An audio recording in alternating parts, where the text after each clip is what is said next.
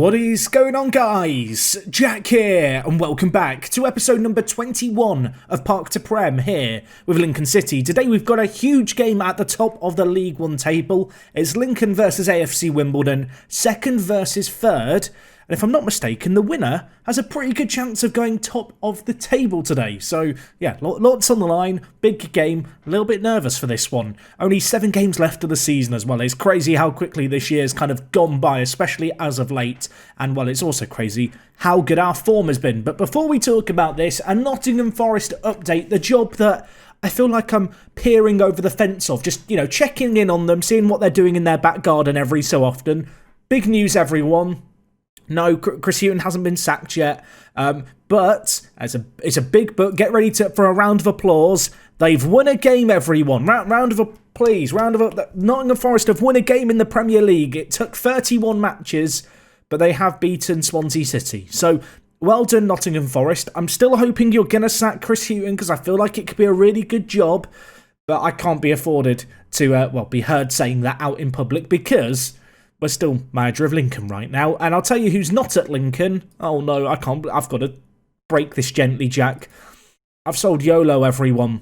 I've sold YOLO. I've sold him to Swansea City for 800k. Not Swansea City, Sheffield Wednesday for 800k. I think it's because he's Welsh. I'm just assuming I've sold him to Swansea. No, he's at Sheffield Wednesday.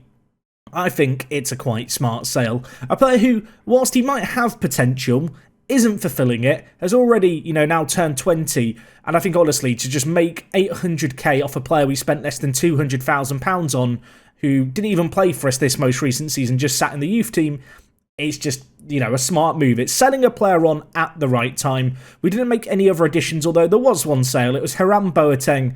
He's gone to Hull, and he's actually transfer listed at Hull straight away. Apparently, he was transfer listed on the 1st of the 1st, 1900. I mean, there you go. Answers on a postcard, what's going on there. Basically, he just likes to complain, everyone. He's complained at us and I've sold him on. And now he's complaining at Hull and transfer listed just, 2 or 3 months later.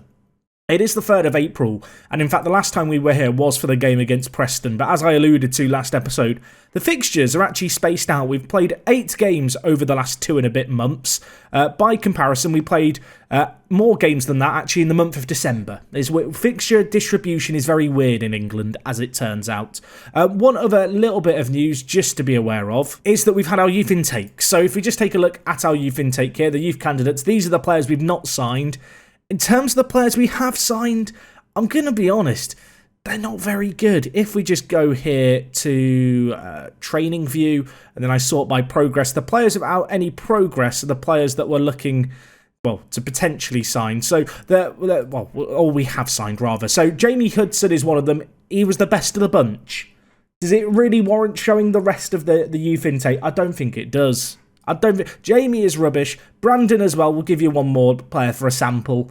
To be honest, given how much we've upgraded our facilities and stuff, I'm a little bit disappointed. We've got excellent youth recruitment, great youth facilities. Of course, we are in the process, you can see here, of upgrading the youth facilities. And very recently, under the new board, I asked about the training facilities, which they've also given a green light to. So planning has begun on that. We've got plenty of money in the bank, so I'm hoping we're going to be able to afford both of those upgrades, particularly if we can secure promotion to the Championship. Anyway, since we're last here, 8 games played in all competitions. Of course, last episode, a huge win against Preston, who are currently top of the table, albeit having played an extra game to us. And, following on from that, 4 days later, we were taking on Swindon Town. And in this game, I want to say I was an idiot. I was an idiot, everyone. I'll hold my hands up and I'll admit it. We took, we went down actually in this game early on. George Wheeler scored for them in the 6th minute, but then we scored 3. Some good goals here as well. Scott Twine getting on the score sheet. Of course, the former Swindon man. We signed Twine from Swindon during the January transfer window. He'd got goals for them previously, got one against his former club. In the second half, El Idrissi scored for us. In this game, we started him over Sims. Just a little bit of rotation has been ongoing, to be honest, particularly during January where the fixture scheduling was bad. And Courtney House also scored for us in the 82nd minute. At 3-1 up, I started to relax. I started to enjoy myself. And then they scored 2, and it finished 3-3. The first was via George Wheeler, his second goal of the game to peg 1 goal back in. The 94th minute began. 4 minutes of added time. You start to panic a little bit. And then Arthur Reed, bangs one in from so far out. I can't even be mad. It was an insane goal. Fair play to them. Swindon share the spoils. 3-3 it finished. The good news is it was only a momentary setback. We then took on Oxford and beat them 2-0 at their ground at the Cassim Stadium. Scott Twine got the opener in the first minute. Coughlin then got a goal in the 52nd minute. Of course, Coughlin, a player we signed during the January transfer window.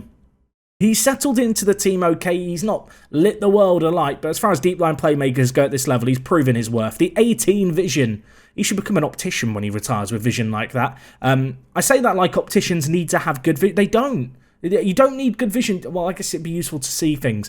I feel like I've never had an optician without glasses now I think about it. Has anyone ever seen an optician without glasses? Right, let's move on. February began. It started with a game against Shrewsbury. We took them on in this game. It finished 2-2 in this match. We took the lead through Fitzpatrick. Sims grabbed one for us, conceded 2 before half-time, 2-2 at the break, and that is how it finished. We then took on local rivals, Grimsby Town. This is a game that's important to the fans. So when they took the lead via Alex Patterson, panic set in. It wasn't a particularly good feeling. The good news for us is Felix Garcia came to the rescue and got on the score sheet. Now, you might be sat there thinking, who is Felix Garcia? We'll talk about him in a second, but not before we enjoy Scotty Twine's lovely finish into that bottom corner. He's been in some good goal-scoring form. More so in this latter run of games. In the last couple, he's not contributed quite as much. One of the players who did contribute in this game, though, is Felix Garcia. He's one of the youngsters that we had on loan from Nottingham Forest, and I brought him in to be a left-back option who could play centre-back, and I hadn't really played him much, but unfortunately, Courtney House, you know, the guy whose hamstrings we were terrified about, he broke his wrist, and whilst he's been wearing protective gear, as a result of that, I decided to just put him on the bench, just to kind of see how he'd get on there. I didn't really want to risk aggravating a broken wrist if I didn't need to. We've given Felix Garcia a run of games, and he's been superb. It's one of those rare moments where you thrust a player into the first team and they just kind of perform. Garcia has been absolutely sensational for us, a 7.2 rating in his last 5 games. As a result, he's been holding down a spot in the first team, which I'm sure Nottingham Forest are delighted about. Anyway, 4 more games to go through, the first of which was against Carlisle, a 3-1 win here. Fitzpatrick, Coughlin and Sims with the goals in this one. It was a good performance. They got a late penalty. Would have liked to have kept a clean sheet, and well, you'll notice that clean sheets have been lacking, and they continue to lack as we went into the month of March and took on a load of teams in the relegation zone. And Wigan, I went into it thinking it was going to be straightforward. Cabango got us an early goal from a set piece. You know how Cabango works now. He's so good in the air. He's quickly approaching double figures for the season. Unfortunately for us then, Romeo got a goal for them just before the hour mark. And at 1-1, going into the last 10 minutes, I started to worry. I didn't need to worry. Ellis Sims to the rescue. A few players coming to our rescue, it feels like, in this run of games. Lots of narrow wins. This was another example of it. 2-1 it finished. A good result that was followed up by another 2-1 win against Newport County and then a 0-0 draw against Wickham. But the big thing, unbeaten. I will say, though, it's not been very comfortable wins. We've not very often beaten teams by more than 2 goals this season, it feels like. And that's kind of reflected in our goal difference. You can see here, our goal difference of 19 doesn't really compare to anyone around us. And, well, as things stand right now, if Wimbledon were to beat us, we would drop down to 3rd.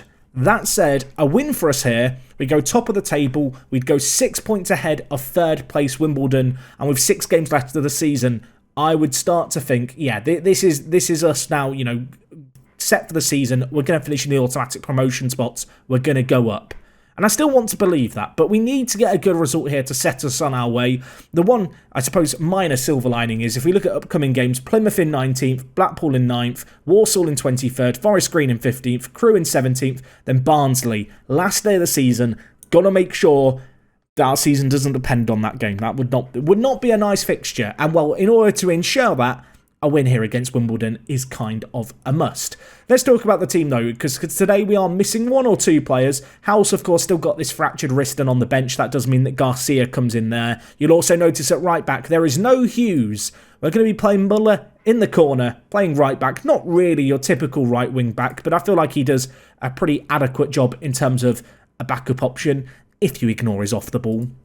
Unfortunately, Hughes, he's not injured, I guess, fortunately, but he is out suspended, so he's going to have to sit out this game. Besides that, though, it's pretty much a full-strength team at our disposal, and in terms of how we line up, this is how I've settled into things as of late. I feel like this is the setup that I'm starting to gel with. The players are starting to perform well, particularly in the final third. We've got Coughlin in at deep line playmaker. He's looked good since he joined the club without having the best of average ratings. But considering his age, he's developing well, he's settling in well. Alongside him, Jake Taylor, not a dissimilar story. One of these players who joined us in January, of course, a very busy January that we covered last episode. The players that we've signed really have made an impact, and that continues with Twine out on the left. I was a little bit worried when we signed this guy about where I was going to play him, but I saw him as just too good of a player not to pass up, a player who was so proven at this level.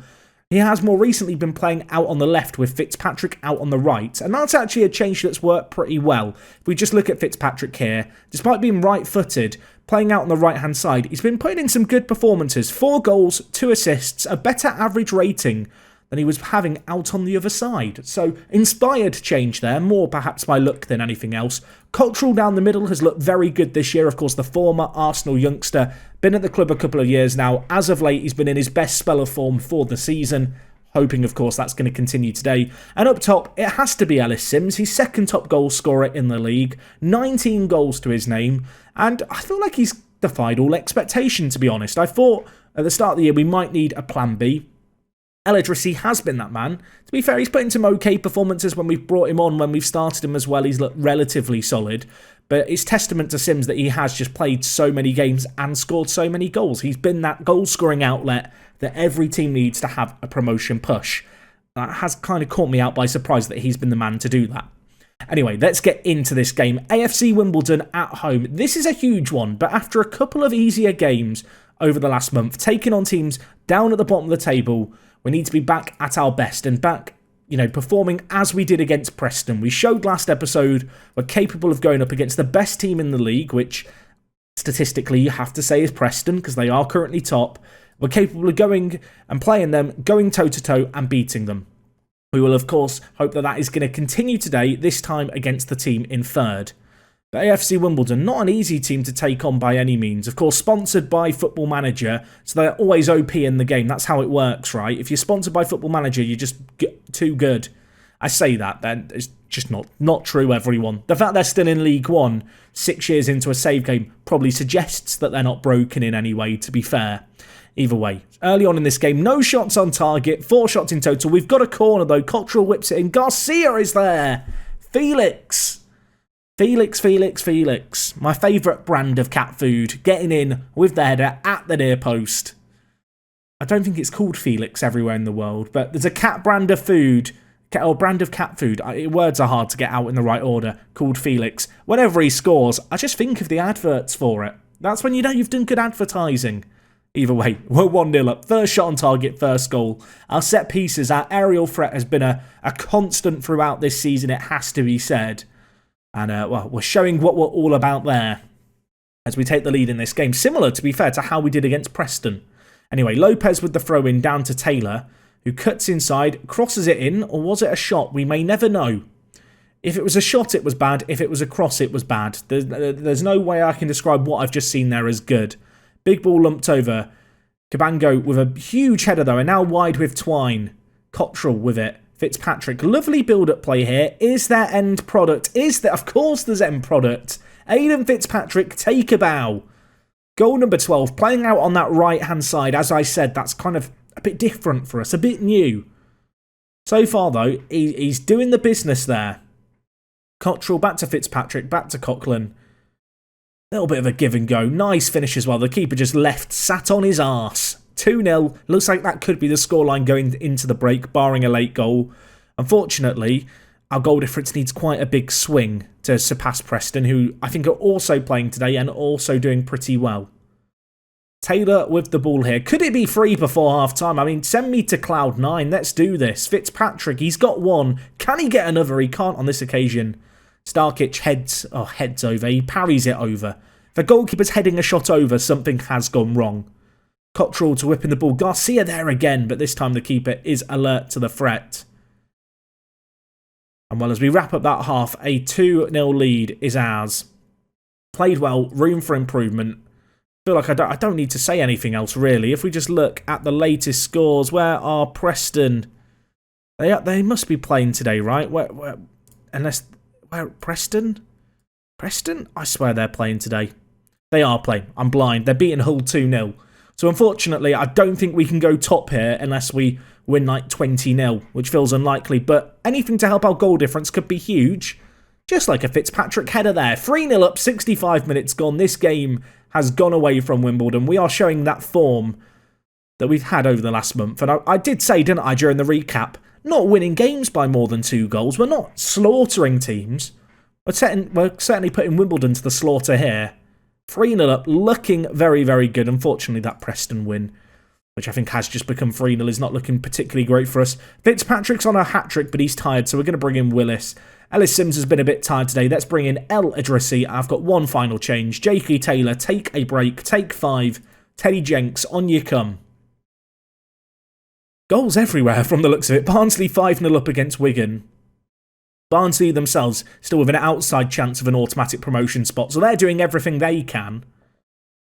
I would love a clean sheet. It would make it 2 in a row if we could keep one here. But I am nervous as they have the ball at the edge of our box, as Muller puts in what has to be described as the worst interception you've ever seen. He's actually helped the attacker there, has Muller playing at right back. Bring back Hughes, I say. Bring back Hughes at right back. Muller is definitely not the man to have at right back, but I mean, it's questionable, isn't it? It's questionable, to say the very least, what he's done there. He scratches his head. Yeah, I'd have my head in my hands too, mate. That was absolutely shocking. The clean sheet's gone. It's 3-1. This reminds me of the game I've already recapped, where at 3-1 up with 10 minutes left, I didn't go to time wasting. I'm doing it now. I'm learning from my mistakes. Where's Felix? Where's Cabango? I want another goal here. Cottrell stood over it. Ronaldo-esque stance over the ball, whipped in. Wallace clears it away, only as far as Cottrell. Back into the mixer potentially. Tries to go on his own. Tries to be a hero. He's not a hero. He's a very silly boy.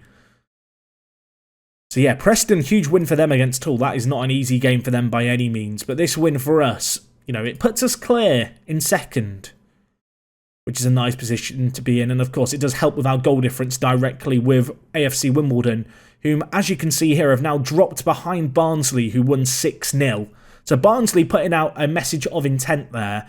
Their goal difference is better than ours, but like Preston, they have played this extra match.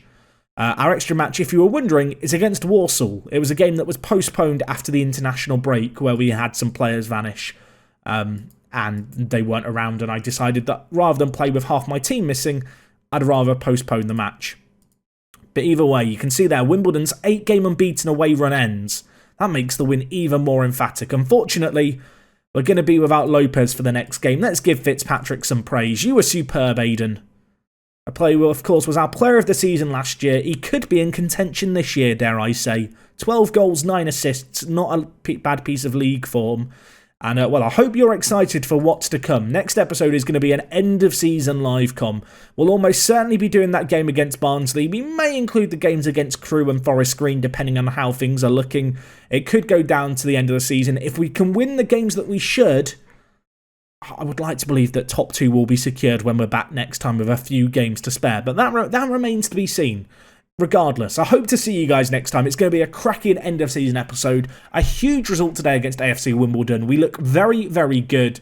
We're in pole position. Now we've just got to keep doing what we're doing. How hard can it be? How hard can it be? I'll see you tomorrow. It is me, Jack, and I will talk to you guys in a bit. I'm out.